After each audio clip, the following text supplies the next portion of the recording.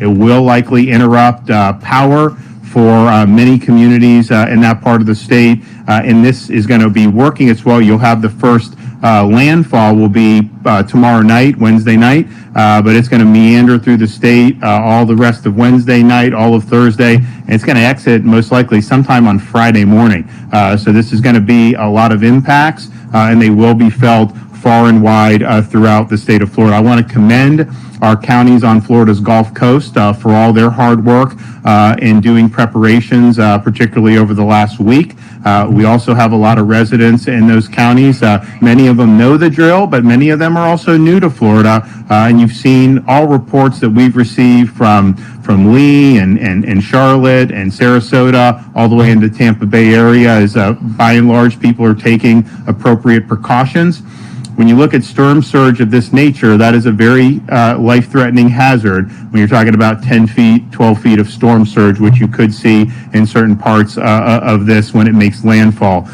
It's also going to produce a massive amount of rain. It is going to produce major flooding. The storm, when it impacts land, it's expected, yes, it will weaken, but it will also slow, which means it's just going to be churning out rain, moving at a snail's pace. That rain is going to pile up very quickly in different parts of Southwest Florida. So these hazards are real. We want people to be able to take the appropriate precautions. Listen to your local emergency management officials. There have been evacuations now in place for some time up and down the Gulf Coast of Florida. As the storm moves in, you're going to potentially have directives issued from folks in the interior of our state or even on the east coast of the state for low-lying areas that absolutely could end up flooding due to this storm. So listen to that and heed those instructions and make sure you're doing what you need to do to be able to protect yourself. So we now have over 2.5 million people that are under some type of evacuation order, and that includes people in counties such as Charlotte, Citrus, Hernando, Hillsborough, Lee, Levy, Manatee, Pasco, Pinellas, Sarasota counties, Collier, Gilchrist, Glades, Highland, and Taylor counties. Make sure you know your evacuation zone. You go to floridadisaster.org/plan-prepare, floridadisaster.org/plan-prepare. We can rebuild property, we can fix infrastructure, you can fix your home. You don't get a mulligan when your personal safety is at risk. And so we know this thing is going to be hitting the state directly sometime tomorrow evening. You still have some time, but that time is rapidly running out.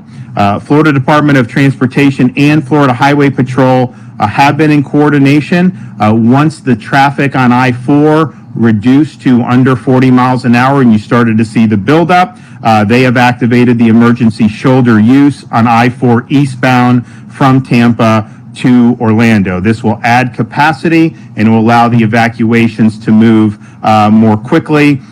In this area, motorists can use the left shoulder, and then in Orlando, where the shoulder use ends, there are several roads where motorists can move north or south, or they continue on I-4 in the normal traffic lanes. And we do emergency shoulder use rather than the one-way traffic because you still need to be able to get people into where the storm is coming with supplies and all sorts of other things. And so this has been studied by this department for a decade, and this has proven to be the superior way to do it. There is not yet emergency shoulder use on I-75 because the traffic is flowing.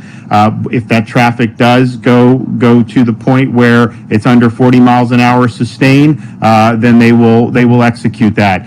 Why wouldn't you just execute it regardless? Well, because it's hazardous to have people going 75 miles an hour on a shoulder, and that's where the traffic has been by and large. But we understand that can change, and the FDOT has been instructed by me and Kevin to make sure that they make those appropriate adjustments. We've also suspended tolls on additional roads. We had all the tolls in the Tampa Bay area, of course, as well as I-75 going into Alligator Alley. We now have State Road 91, the Turnpike Mainland from Osceola Parkway north to I-75, State Road 417, Southern Connector Extension, Central Florida Greenway, and Seminole Expressway. State Road 429, the Western Beltway, State Road 408, State Road 429, State Road 528, the Beach Line, State Road 414, State Road 538, State Road 453, State Road 551, I-4 Express, and State Road 552. So those are all the main toll roads in Central Florida. We have the Tampa Bay area, you have it going into Alligator Alley, and now you have that. A list of all the facilities can be found at fdot.gov/Ian Toll Suspension, fdot.gov/Ian Toll Suspension. And as we continue to monitor the path, if there are more tolls that need to be suspended, of course, we will do it. We announced earlier today, but want to make sure everyone knows that if you are seeking shelter in a hotel, that Expedia has partnered with Visit Florida to provide access to hotel rooms in our state. If you go to expedia.com/Florida, expedia.com/Florida, you can see what is available. And again, if you're called upon to evacuate, you don't need to necessarily evacuate hundreds of miles away. You're being called to evacuate because of the threat of storm surge and flood risk. If you get to higher ground, most of the places in the state of Florida are going to be able to handle hurricane force winds, and so you'll be able to be there for the storm and then hopefully return as soon as possible. Don't leave your pets behind. Helpful information about planning for your pet is also available at floridadisaster.org/plan prepare, floridadisaster.org/plan prepare. Almost every pet shelter is going to be pet friendly. People understand that that's important, and it is important that we're taking care of our pets. So as of 3 p.m., almost 100 shelters, including more than 50 special needs shelters, have been opened, mostly along the Gulf Coast region of the state of Florida. There's more shelters that are constantly being added, and particularly as the track of the storm changes, you're going to see more counties shift into that mode in different parts of Florida. Go to floridadisaster.org/shelters if you want to see the shelter availability, floridadisaster.org/shelters. We now have 56 school districts that have announced school closures. If you want the most up-to-date information on that, go to floridadoe.org/storminfo. We are at over 5,000 with the Florida National Guard. We have 2,000 guardsmen from neighboring states. National Guard has 3 Chinook helicopters staged and ready to respond, and they actually have 6 more en route. We have 5 urban search and rescue teams activated. We have 3 additional teams on standby as needed, and we have FWC, Florida Fish and Wildlife Conservation Commission, has officers placed all around the state in anticipation of heavy rains and flooding. They have high water vehicles as well as shallow draft boats that are available for immediate deployment in a search and rescue situation. We also have aviation assets for FWC that are on standby. Of course, Highway Patrol is surge personnel, and they will continue to do that as needed. And we'll hear from the Admiral, but U.S. Coast Guard has staged 21 rotary wing aircraft, 9 fixed wing aircraft, 4 cutters.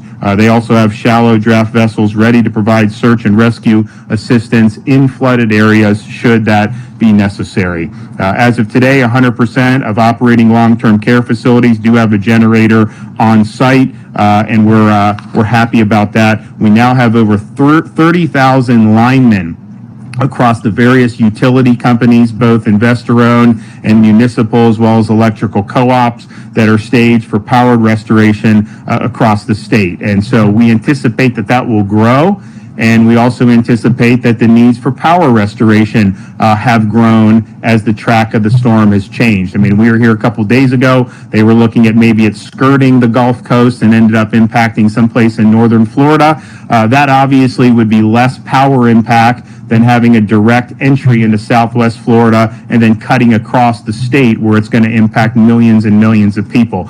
So they all understand that, and the impact area really spans all of their different customer service areas. I mean, you're going to have FPL, Duke, TECO, all of them are going to be impacted by this, and all of them have people that are ready to go. We've gotten at Florida DEM about 730 requests for assistance. Over 600 have been fulfilled. Others are on the way. Some can only be fulfilled once the storm hits, and they will be. As the track of the storm has shifted more south, Kevin Guthrie has shifted more resources to the southwest portion of the state, and so you have folks that are there, medical, shelter, a whole host of different ways to be able to help the folks there. We are bringing in more than 1 million gallons of fuel to support response efforts. We have 10 feeding kitchens staged in the area through our nonprofit partners, and then 15 hospitals and over 100 healthcare facilities have been evacuated across the Gulf Coast. For facilities that are not evacuating, it is our expectation that visitation is not restricted and patients are still able to see their families, but we do appreciate being able to speak with a number of folks with major hospital systems. If you have hospitals in low-lying area, they have a plan. They know this, they could be called upon to do it, and they've executed those plans, and we appreciate that, and we appreciate them working hard to keep these patients safe.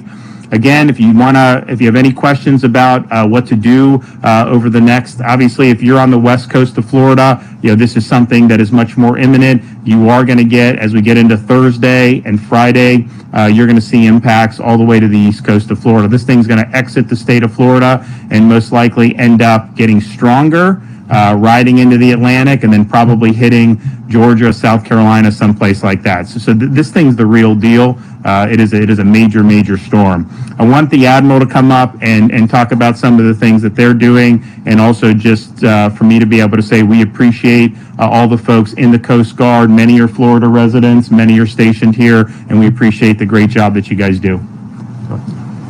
Yeah, thank you, Governor. So as the Governor said, I'm Rear Admiral Brendan McPherson. I'm the Senior Operational Commander for the Coast Guard in the Southeast, including the state of Florida.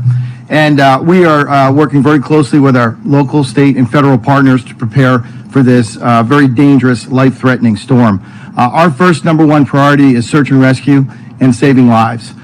So in order to do that, we've already dispatched 30 aircraft to the region. One of our largest air stations is right here in Clearwater. And so we've evacuated those aircraft. We've moved them to West Palm Beach. We have aircraft pre-positioned there, Miami, as well as Mobile, Alabama. Those aircraft will be ready to move into the area as soon as the conditions allow them to fly in there safely. I'd like to take this opportunity for anybody that is second guessing. There's still time to evacuate. I would encourage you to do so if you're in one of those evacuation zones. While our, it sounds like we have a lot of resources, and we do, we really think it's more important that people evacuate, follow the local officials' guidance on that. Because of the strain it can put on and the dangers to them and our air crews. In addition to saving lives, the other thing we're really focused on is being ready to reopen the ports as soon as the conditions allow. We have Coast Guard cutters and teams specially trained to be able to do that. Standing by as soon as conditions allow, we'll be working with our partners from the U.S. Army Corps of Engineers, along with NOAA, to conduct surveys, identify any hazards, and then open those waterways so that we can move commodities into the port of Tampa Bay as soon as possible. We recognize that those ports are critical to the safety, security, and the prosperity of the region. In addition to that, we'll also be prepared to respond to any spills or hazardous spills in or along the waterways, and we'll continue to work with our local partners along with EPA to do that. And finally, we will be ready to receive any mission assignments we may receive from the state of Florida through Federal Emergency Management Agency. And lastly, as the Governor indicated, the Coast Guard is not only responding to a hurricane, we are impacted by this as well. Nearly 5,000 Coast Guard men and women and families call this area home, and so we're doing everything we can to support them to provide the assistance they need as they evacuate and their loved ones stand the watch. Thank you, Governor. Okay, Kevin Guthrie. Good evening. Thank you, Governor, for your leadership. You've been right here with us the entire time, so I certainly appreciate that, and I know the men and women of the Florida Division of Emergency Management do as well. Florida Division of Emergency Management remains in constant contact with all 67 counties. I have called about a dozen of those individuals in the highest impact area today. We currently have more than 700 active missions, as the Governor has already mentioned. This includes coordination of resources such as trucks of food, water, generators, pumps, and most importantly, staff to staff shelters.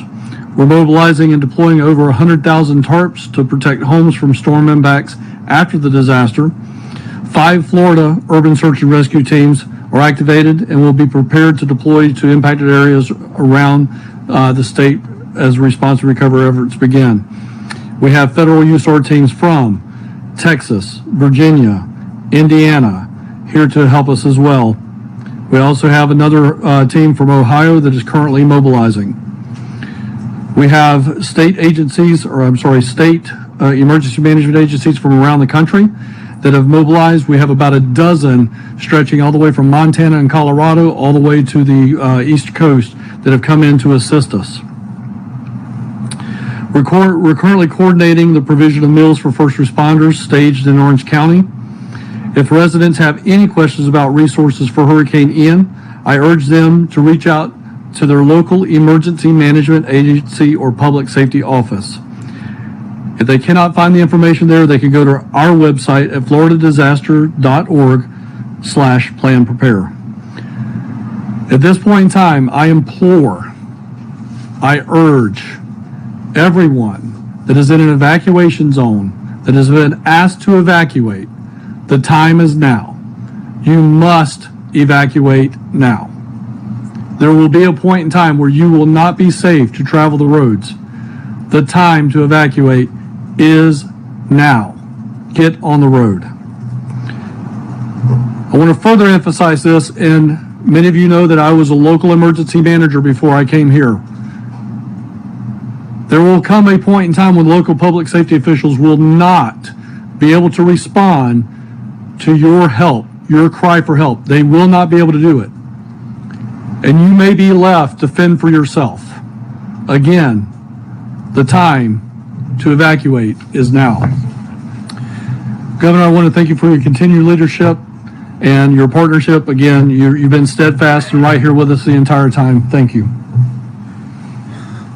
Yeah, and one of the things I think in terms of the evacuations, of course, you have some areas that are in barrier islands, of course, would be very prone to storm surge. You also have in Southwest Florida, really throughout the state, but certainly in the communities that may get hit with the initial impact of the eye of the storm, you've got a lot of mobile homes, and you have folks, and actually the way those are done, they actually can withstand 100-mile-an-hour winds. In South Florida, I think they have to do up to 110 to be certified, but you're looking at a Category 3 storm that is strengthening.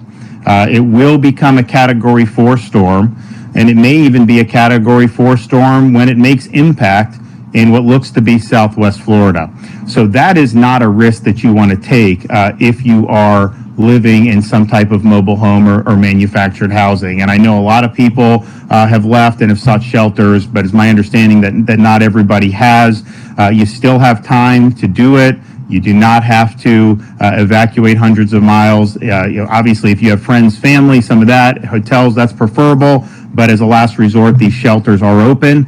And I would just urge people to take advantage of that. I know it's not easy sometimes to leave your home, and I know people don't want to see anything bad happen when they get back, but the stakes are high. This is a very powerful storm. It will weaken once it gets onshore, and by the time it moves through the state, and it's not going to cut through the whole state as a Cat 4, but it very well may make impact as a Cat 4, and that's really, really serious business.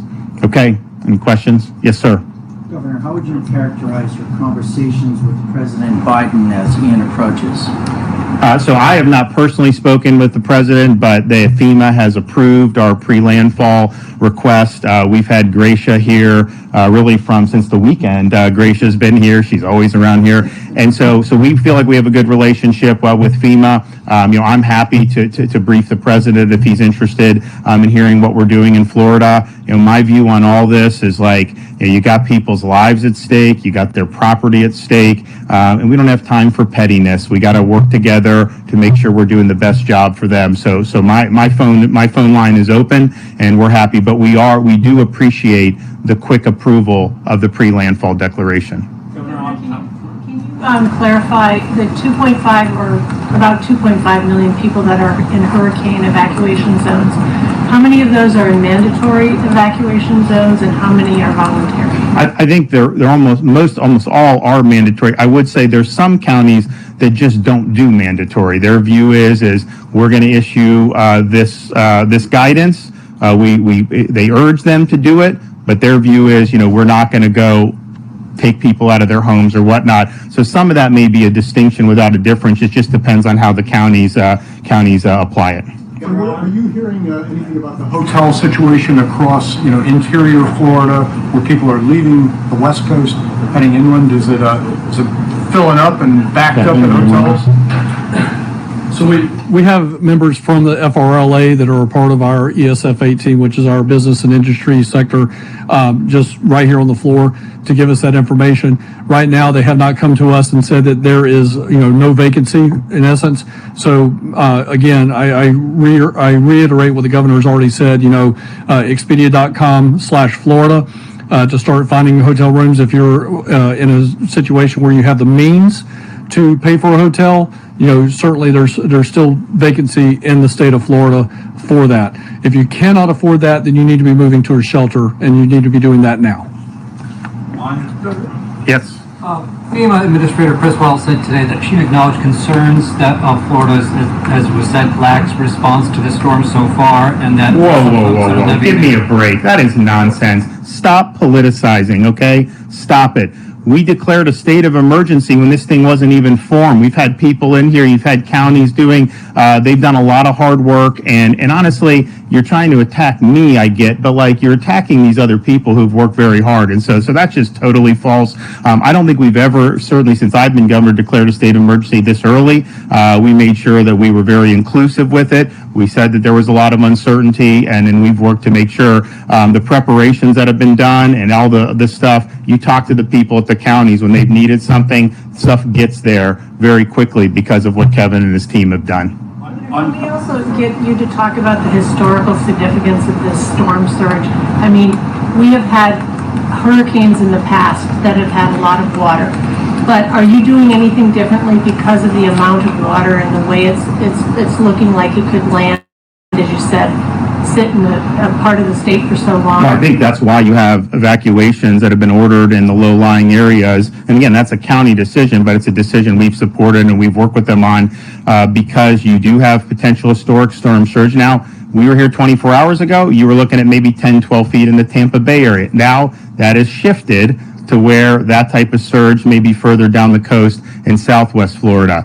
You have Tampa still going to get potentially significant storm surge as well. And so that is something at that level is life-threatening. You also have the situation where you could have almost like Hurricane Harvey was in Houston, where it gets onshore and is just slowly moving and meandering, dumping water, and that's going to pile up, and that's going to cause a lot of problems with flooding. And so, we've been talking about that the whole time. People understand that. That's why the evacuations have not just been the barrier islands, but areas that are susceptible to that type of flooding. And I think if you look at like Charlotte County and some of those areas, you have a potential for major inundation there, and it's not just the people that live on the coast. And so that message, I think, has been delivered by the local emergency managers, and I think they've done a good job. Governor, on power restoration, you mentioned because the storm is going to be basically sitting over much of the state for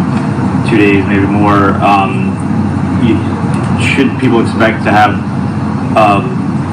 restoration crews not be able to access that area for a good while, more than usual? And do we have crews in areas, I guess, Southeast Florida that can get in there when it's appropriate?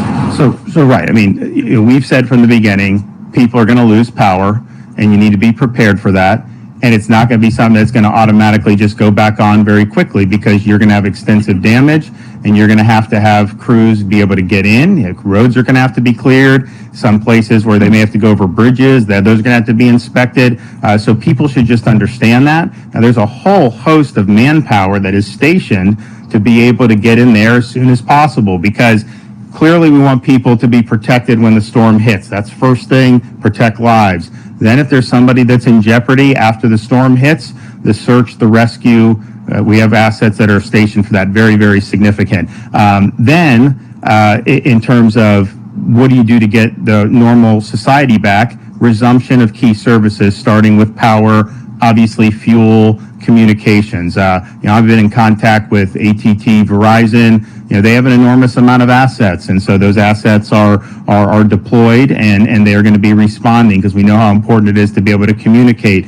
We do have fuel contracts, and we'll work to make sure the fuel is done. But I think it also depends on the extent of the damage. I mean, for example, Kevin has been working with the utilities to make sure that if there's damage to transformers, that we have the ability to get a replacement. We're not exactly living in a great supply chain environment right now, and so that's something that we've been sensitive to, and Kevin's been sensitive to. So you may have problems there. Now, if you have the replacement part, that makes it better, but that's going to cause that. How extensive is the damage to where these crews can get in? Now, FDOT and Highway Patrol, they're going to work to clear these roads because that's something that's very significant. But I would also say you're going to likely have power go out in a lot of parts of the state as this thing goes through. I mean, you're going to have tropical storm force winds in, say, Orange County, in Seminole, in Volusia, Flagler, those places. There's going to be trees knocked down. There's going to be power lines knocked down. So there's going to be a lot to take care of. So we've got the manpower ready. They're going to work as hard as they can. But I don't think anyone should go into this thinking, that somehow they may lose power for like one night and then it's just all going to snap back on. You're talking about really, really significant impacts. In terms of supplies, because obviously we have the ports closed down, and I know there's some concern with fuel, obviously, but are there other impacts that the general consumer across Florida might experience as we go through this process? Because if we have the ports closed down, we may not have the commodities coming in. And I don't know if that's you or... Well, the ports understand the vital role they play. They have to make decisions based on safety, which we understand, but they're all committed to immediately opening, as soon as the storm passes, and they understand how important that is. I do think, though, one thing maybe a little bit different about this storm is just, okay, the storm happens. Unfortunately, there will be damage. We get into the future because of the supply chain problems writ large, not tied to a port being closed for a couple days. Replacing things in your house, doing things like that, it probably will take a little longer than it did in the past. And that's not anything unique to Florida. That's just the fact that we have so many interruptions that we've seen, and the supply chain has been struggling for quite some time now. But at the end of the day, the ports understand the vital role they play. We're committed to doing whatever we need to do to help to make sure that, and I know FDOT is as well. And we want to get the goods coming back as soon as possible. Okay, thanks so much. Bye-bye.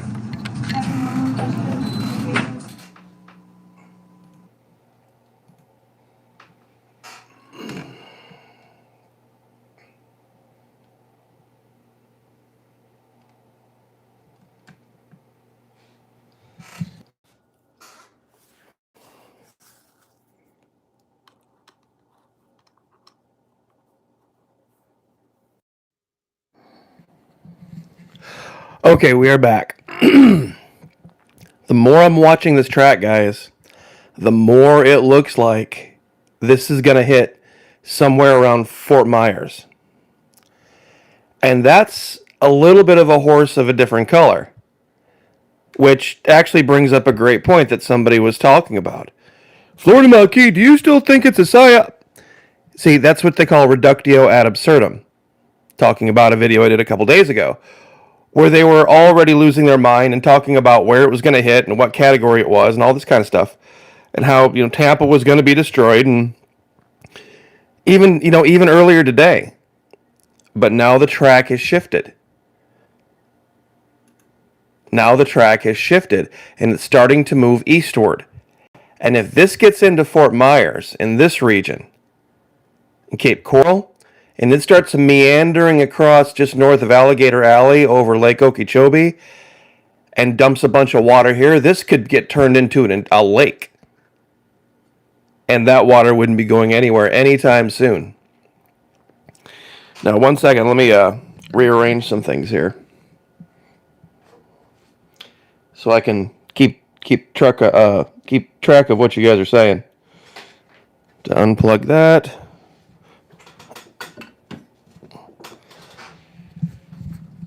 Which is funny because the first story that came out of Fox had the pictures from Delray Beach. Let me reiterate what was going on here. The first article that I saw on the Fox News website when this was still not even a hurricane. Remember, it was over the Cayman Islands days and days ago. And let's see if I can get the... Still a tropical storm at the time. And they were talking about people gassing up in Delray Beach. It was insane. And they were talking about how they was going to hit Tampa, and then the track was going to go up or Jacksonville. I'm like, you guys are getting way far ahead of yourself. But it was clear why they were doing it. It was clear why they were doing it. They were trying to drive viewership. They were way, way, way ahead of themselves. And now what do we see? What happened? Well, it was way over western Cuba, but now it's worked its way back, and it's kind of easing toward the east. And the new track now takes it south of Sarasota. The new track they have doesn't take it anywhere near Tampa. In fact, it's even moving farther and farther to the south. And here's the really crazy thing about this part of Florida.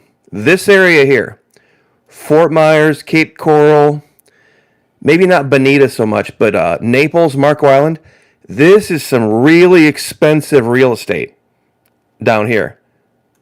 Southwest Florida, Marco Island especially, Punta Gorda, Port Charlotte. This is one of the nicer areas, Captiva of Florida. Super, super nice. But you go inland, even a little bit, into LaBelle and Moorhaven and Clewiston, this area, and it is some of the poorest in all of Florida. And it is nothing but low-lying swamps. If that thing comes ashore here, and the storm surge here, oh my goodness. If you think it would be bad in Tampa, if that upper right quadrant of that hurricane hits Fort Myers and then comes in through here, Lake Okeechobee is going to get about 5 times bigger if it dumps that. They're talking about 25 inches of rain. Exactly right. Flowers is exactly right about the gators. When you see pictures of giant alligators and people showing gators walking across their lawns and in their backyards and golf courses, this is where it is. Almost all of it. I mean, you get a few of them over here, but this is where the big monster gators are. All over here. Basically all of the pictures. And where am I at? I might as well be I don't want to say I'm a different, Palm Coast, Atlantic side, way up here. We're going to see some wind. We're going to see some rain. We're probably going to see some flooding, but I'm not necessarily worried about it. If it turns into Fort Myers or even Venice, this region, and moves through here and soaks Orlando, and it comes in south of us, that's going to be a completely different thing. But once again, I am all for. Let me be very clear. If you've got something helpful to say, something that adds something to the conversation, then absolutely. But that's not what Fox News and these YouTubers were doing 2 and 3 days ago. The fake story, what I called this fake story, they weren't adding anything new to the conversation. They weren't bringing something to the table that was saying, we need to look out for this. What if this happens? They weren't even engaging in a decent hypothetical conversation. And that's the other part. They weren't even engaging in a decent hypothetical conversation. The mainstream media came out with something, and a whole bunch of garbage YouTubers ran with it. And so did Fox. Just to drive the viewership, because I'll be very honest with you, it's been a rough summer for a lot of YouTubers. It has been a rough summer for a lot of YouTubers. The view rates have been catastrophically low. There haven't been major there's been, the ongoing thing in Ukraine, and, prices are high at the grocery store, and, the same old yawny story over and over and over again. So this was the big, oh, wow, here's some cool new excitement to go blow out of proportion. Update, given the latest projections, Walt Disney World theme parks, water parks, closed on a Wednesday, September 28th, and Thursday, Disney Springs, closed on a Wednesday, September 28th. I'm just reading a notice. I didn't know this. I got a Samsung TV like years ago and put it in my room, and I didn't realize I have all these channels that come with. And one of the channels is Fox Live Now. It's usually a pay service. I don't pay for it. It's included with the TV that I bought, apparently. So yeah, just that was an announcement from Disney World. I was looking over my shoulder. So let me be just abundantly clear about anyone wanting to take me to task on this idea where they don't think that I'm taking this seriously, or I think the entire hurricane was a psyop. Absolutely not. What they were doing days ago, what they were doing days ago, was absolutely only not meant to help. It wasn't meant to inform, because nobody had this kind of information back then. All they were trying to do days ago was scare people and keep them tuned into the news. That's why I left with, they can't sell sex at Fox anymore, so now all they have left is fear. Exactly right. Aaron Bork's got it. It was exploitation. See, they knew a hurricane was coming. They knew it didn't matter if they were even close to correct or not. That's why they were showing these old pictures from Delray Beach. And because they knew nobody's going to care. Nobody's going to care if the pictures were accurate. They weren't talking about, this, it could turn north, and then if it turned south because of this high pressure system, then, you could see Fort Myers. Nobody was talking about that. Yeah, and, Home Depot, of course, advertising. Funny thing, if Fort Myers would get blasted, I wonder if they would rename it. This is something else I was thinking about. Fort Myers was named for, what's this guy's name? Hold on. Colonel Abraham Meyers in 1850. Meyers served in the United States Army, mostly the quartermaster department, in various posts from, pay attention here, 1833 to 1861, and was the quartermaster general of the Confederate States Army. So I wonder if something bad would happen to Fort Myers, if they would say, we need to rename this entire city because it was named for a Confederate quartermaster general, and we need to find something more that brings more unity together. And all this, it's called Palm City or City of the Palms. I'm just speculating here based on the fact that they're tearing down Confederate statues everywhere and destroying our history. I'm truly wondering this.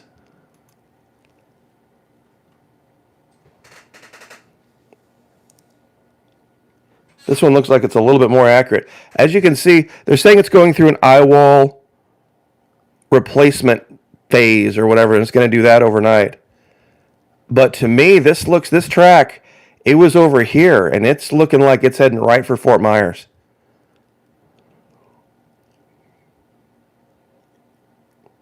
I'm going to try to keep my cursor on Fort Myers.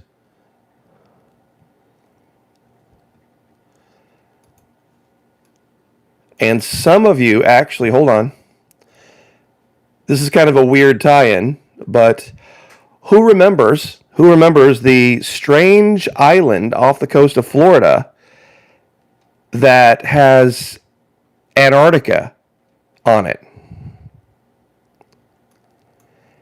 Here's Cape Coral. Here's Fort Myers. Here's this region.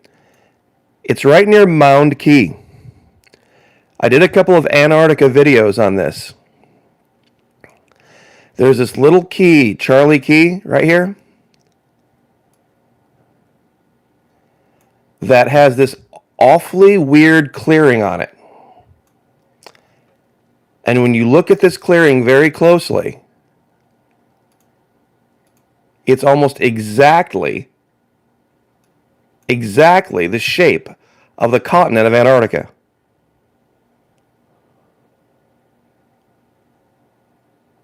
Very, very odd.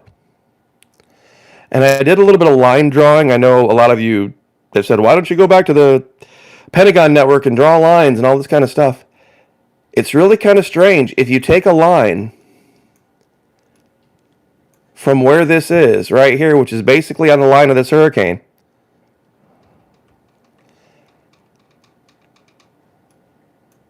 and you run it directly toward where that hurricane is, there's this place called the Dry Tortugas. I don't know if you guys have heard of it. And it goes over what looks like an old star fort. Dry Tortugas National Park. It looks like an old, really old star fort. And then if you keep going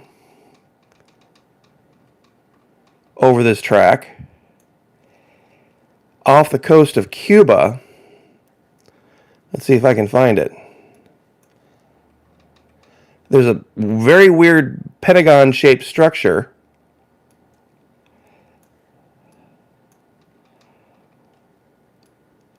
out in the water.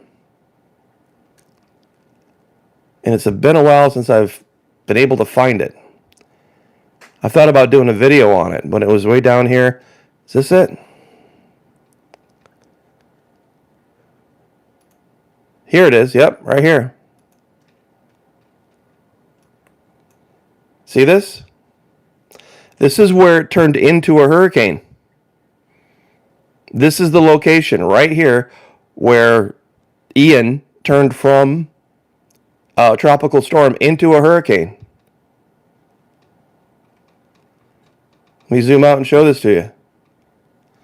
There was meandering over the Caymans, and then all of a sudden, boom, you go right over that star fort, and it takes you right to where it's headed, to this really weird Antarctica-shaped place. And just to be very clear, this isn't just a one-year clearing here where it just happened to be this way this 1 year. See, this is 2019, 2017. See how it keeps its shape?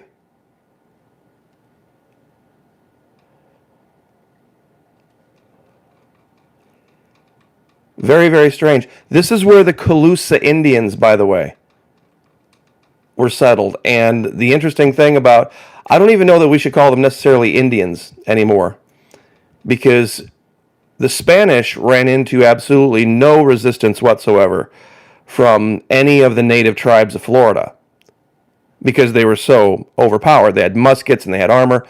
When they got into it with the Calusa, they actually lost a few battles. So the Calusa were very, very different. And this is where the Calusa settled, out here. They were the ones that could literally herd fish. So, anyway, I just wanted to share that, in case it has any future reference, but just to be abundantly clear about my take on the hurricane.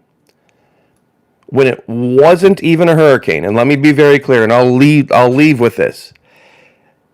When it wasn't even a hurricane yet, it hadn't even turned north, there were major news organizations talking about what category it was going to be when it hit Tampa. Seriously. And they were warning everybody across the entire state and using unconfirmed, unsubstantiated pictures to make everyone believe that everyone else in Florida was out filling up gas tanks and raiding the grocery store. This was days and days and days ago when nobody was doing that. And so it was literally tail wag the dog. They went out, got on the news and said, look, everybody's raiding the store. You better go too. And once again, and it's probably going to be the one place that doesn't get hit that bad. Delray Beach. Delray Beach is, where is it? Here it is. Just north of Fort Lauderdale, Boca Raton area. I mean, they're talking about this thing going this way. So, If anybody said Florida Maquis is clearly wrong, he said it wasn't a real hurricane. Never said it wasn't a real hurricane. Never said that. It wasn't a hurricane when they were calling it a hurricane. And they could not confirm whether it was going to be a hurricane or not.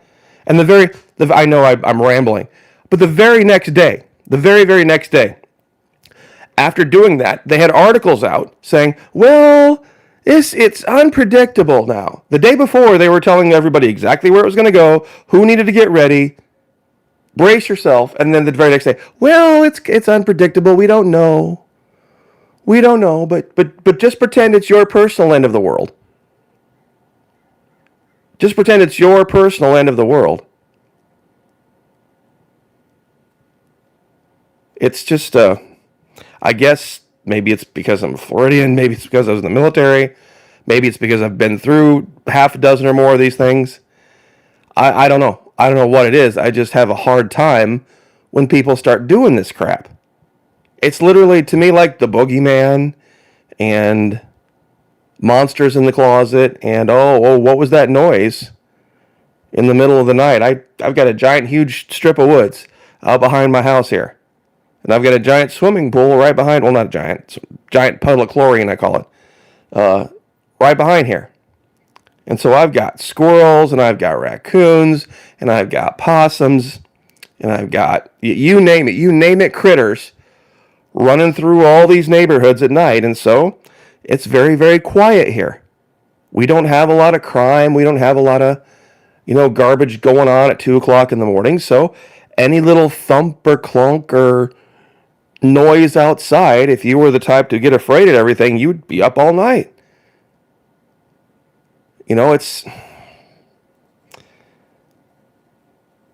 There's just some things that you don't worry about in Florida. This is one of them. The rain will come, the rain will go, the wind will come, the wind will go, and I promise you, 2 weeks from now, in fact, I'll even do a video on it. 2 weeks from now, I'll do a video talking about the end of the world that was Ian. The three-letter word that everybody thought was going to be the end of the world. So, I hope I have been able to be clear and illuminate my position on this. That it was maybe I shouldn't use the Cold War as an example because there was a real threat of nuclear war. But you spend all those years making everybody afraid of something that could or might happen.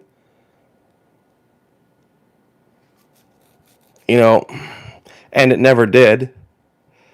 I mean, and not that crawling under your desk, would have mattered in a nuclear war anyway, but that's what they were teaching kids to do in the 50s. It seems a bit silly now, doesn't it? They conducted the air raid drills and nuclear war drills, and remember the pictures of the kids all getting underneath their desks like that was going to do anything? Yeah, I can't imagine. I mean, and that's the other thing, too, that the governor touched on. Mandatory evacuations in Florida. It's like, look, they're either going to go or not. But just be warned, if you don't go and you get in trouble, you're screwed. Most Floridians are like, okay, deal. Not going to be calling 911. These aren't the 911 types. They really aren't. So,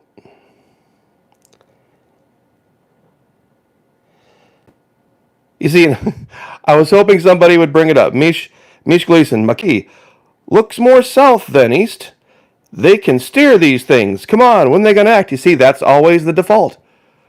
With the YouTubers, always the default on YouTube, no matter what happens, or what it does, or what it doesn't do. It'll always be the government's fault. HARP did it. It was the New World Order. You see, Nibiru was coming through our solar system, and the gravitational forces pulled it that way because, on a flat Earth, that the ratio of the wind speed off of the Great Glass Dome, when it hits the ice in Antarctica and comes screaming across the ocean, I mean, it's just sometimes. I'm at this point, there's a YouTube Bible that you consult. There's a YouTube Bible that you consult that you can then say, okay, here's what's going to be the story. Going forward, if this happens or that happens or the other happens, and you can always blame it on the New World Order. And CERN. It's probably CERN was ramping up or ramping down, or in some state, or it did this because CERN wasn't ramping up or ramping down. You can blame CERN. There's just so many different things. And like I said, I thought my comment earlier today about reptilians now identifying as amphibian Americans, that's totally disgusting. Yeah, blaming Bush for Katrina. It's as if there were, as if hurricanes just spawned out of nowhere and began in, when who would be the one that would have been the starter of it after World War II? There were no hurricanes prior to World War II. Birds aren't real. Oh, by the way. And there's a really great argument for this, and I'm not sure if you've ever heard Nicole Arbour's take on this. It's actually kind of funny. And I'm trying to think of funny things to keep people from getting too serious about all this. Birds aren't real. Birds are an invention of the government to spy on you. You didn't know that? You know what the argument is? You ready for the argument? Okay, pretend it's a freezing cold winter out. It's like minus 10 degrees out, blowing snow. And you go and you take a puppy. And you take a puppy and you throw that puppy out in the snow. By morning, he'll be dead. Same thing with a kitten, right? Well, what if you take a bird and throw him out there? The bird will be fine.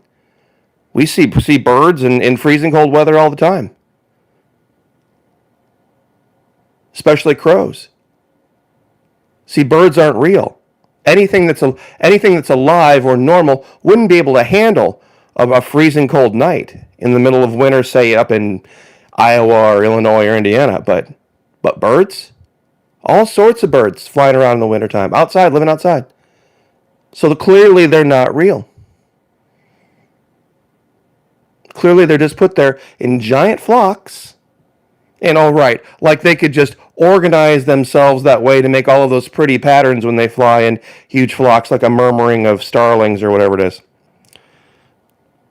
Clearly that's all controlled by a computer, the Matrix.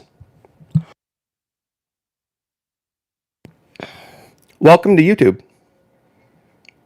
Welcome to YouTube. These are the rules you must go by.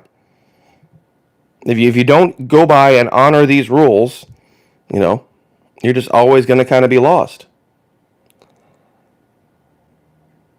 So, anyway, I will leave that there and let, the Lord handle what the Lord's going to handle. And I'm sure many of you out there already know who the master of the wind is.